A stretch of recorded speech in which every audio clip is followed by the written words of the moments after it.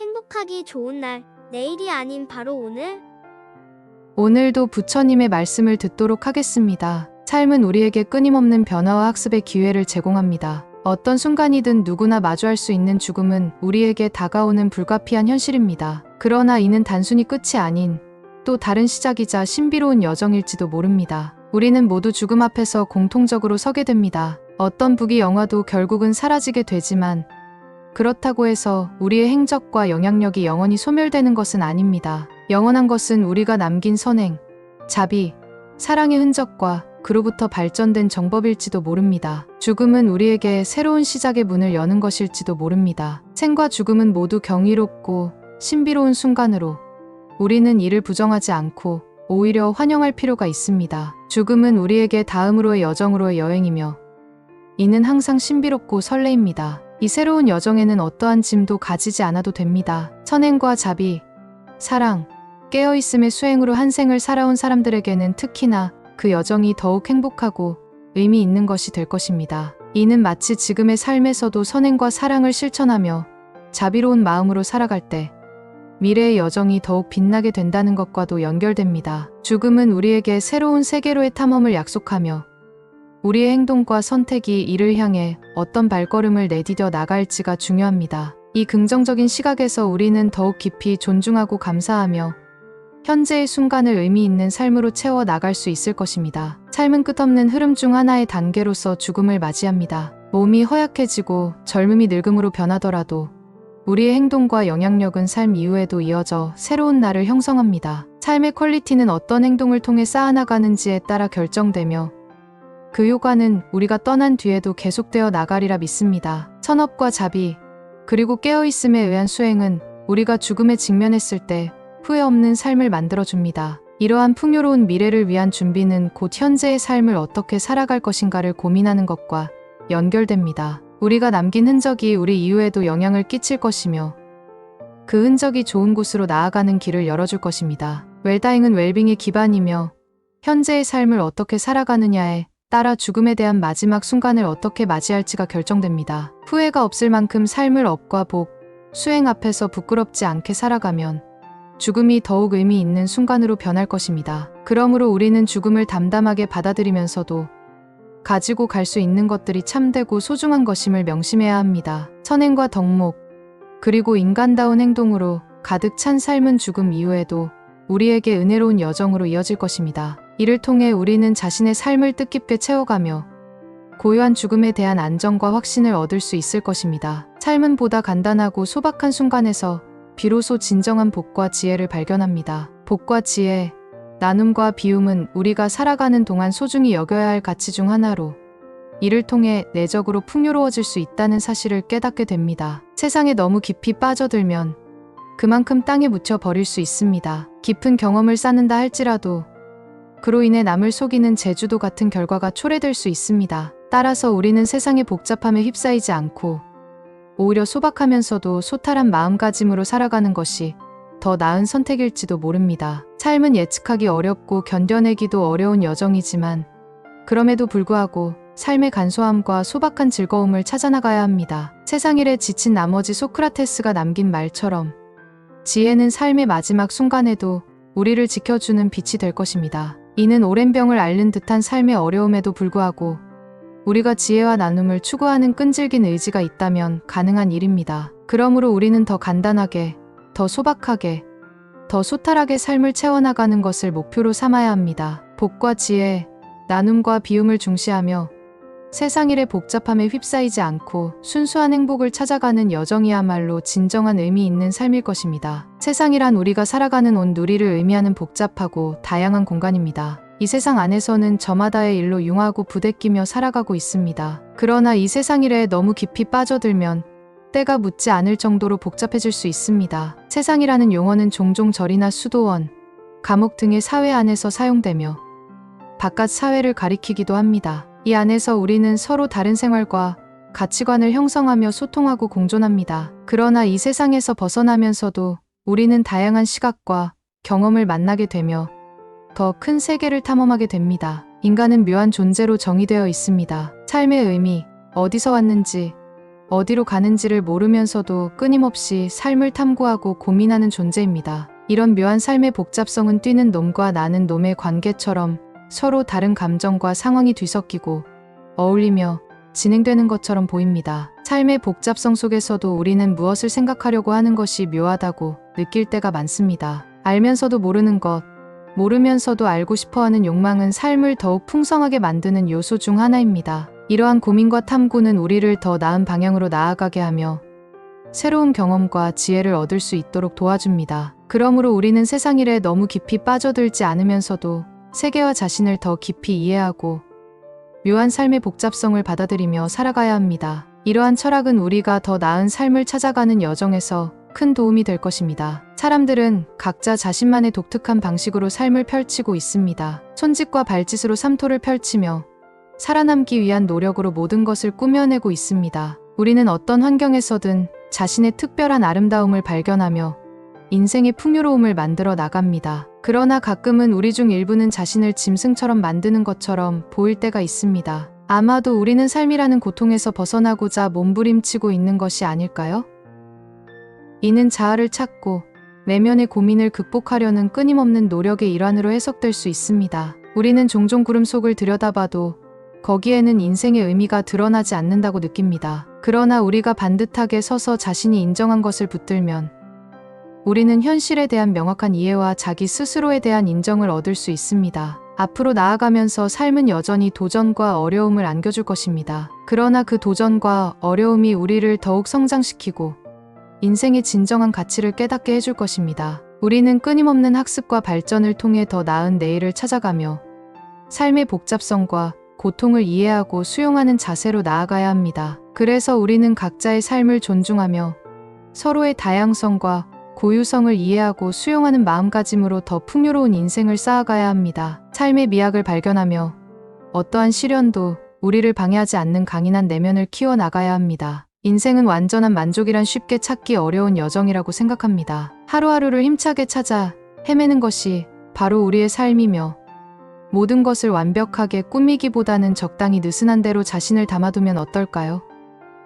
그렇게 하면 스스로를 넉넉하게 바라볼 수 있고 내 삶토와 몫신이 여유로움과 소박한 윤기로 가득할 것입니다. 노후에는 어쩌면 무소의 뿔처럼 혼자서 가야 하는 순간이 찾아올지도 모릅니다. 인생은 네 가지의 고독함을 갖고 있다고 말합니다. 태어나고 죽을 때도 혼자이며 괴로움과 윤회의 길도 혼자서 간다고 말이죠. 업을 짓는 것도 나 자신 혼자이고 업을 받는 것도 나 자신이 혼자서 받는다는 현실을 바라보게 됩니다. 그래도 우리는 삶 속에서 부모님, 가족, 이성, 친구와 만나며 인연을 맺습니다. 하지만 이것도 결국은 잠시일 뿐이고 인생의 여정은 언젠가 혼자서 걷게 되는 것입니다. 이는 일시적인 만남과 이별이 삶에 포함되어 있으며 우리는 그것을 받아들이고 혼자서 걸어가야 하는 길을 인정하게 될 것입니다. 그러므로 우리는 삶의 완벽함을 추구하기보다는 느슨하게 여유롭게 헤매며 혼자서 걷는 여정을 받아들이고 즐길 줄 아는 지혜를 찾아가야 합니다. 완전한 만족은 어려울지 몰라도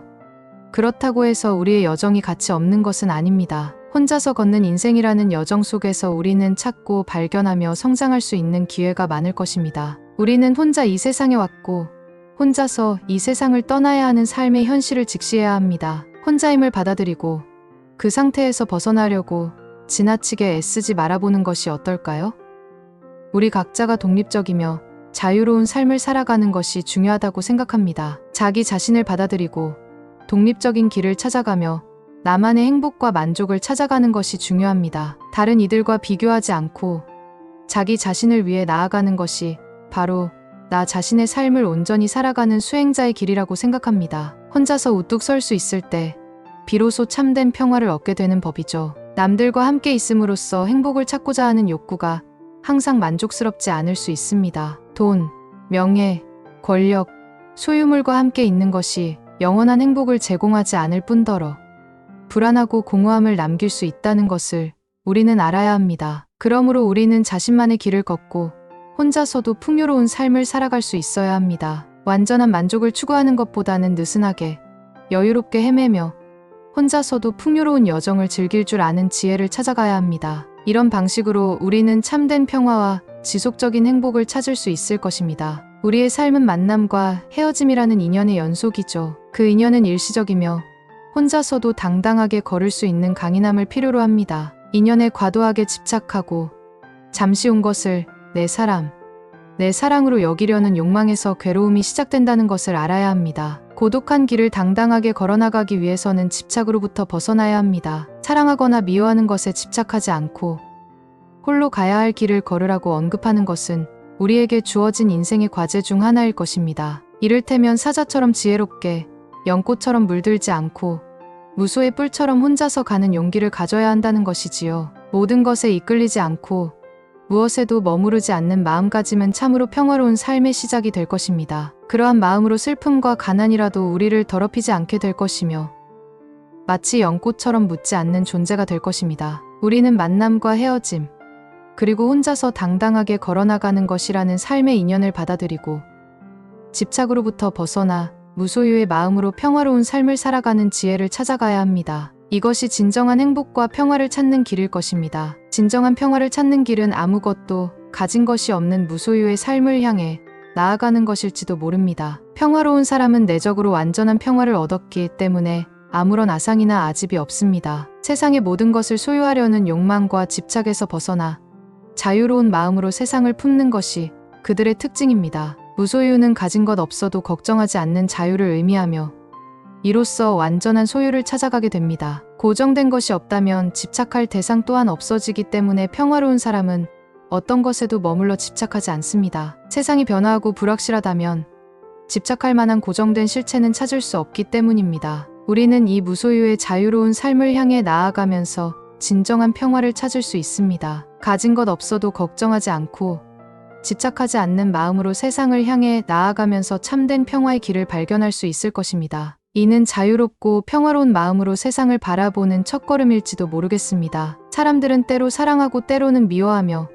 감정의 바다에서 파도처럼 높고 낮은 순간들을 헤엄치곤 합니다. 그리고 우리는 때로는 누군가에게 집착하고 때로는 떠나야 할 때가 올 때가 있죠. 그리고 이때 집착하지 않으면서 헤어짐의 순간을 맞이하게 되면 우리는 사랑과 미움이 모두 꿈이고 신기루일 뿐이라는 것을 깨닫게 됩니다. 슬픔도 가난도 그 어떤 것도 고정된 것이 아닙니다. 우리의 삶은 마치 꿈결처럼 지나가는데 연꽃에 물들지 않는 것처럼 어떤 감정도 우리를 물들이지 못합니다. 우리는 삶의 파도 위에서 지나가는 손님일 뿐이죠. 평화로운 사람은 자신의 존재를 분명히 보면서도 나 없음의 도리를 찾습니다. 내가 없다면 나의 감정, 고통, 슬픔은 누구의 것일까요?